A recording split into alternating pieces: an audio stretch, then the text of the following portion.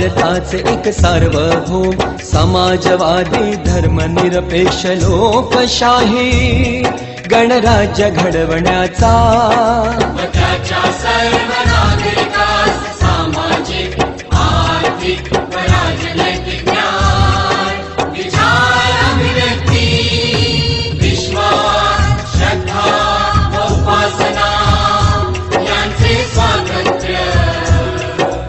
दर्जाची व संधीची समानता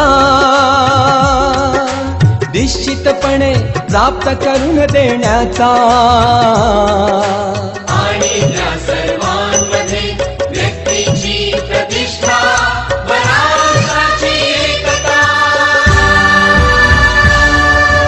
आणि एकात्मता यांचे आश्वासन देणारी बंधुता प्रवर्धित करण्याचा संकल्पपूर्वक निर्धार करून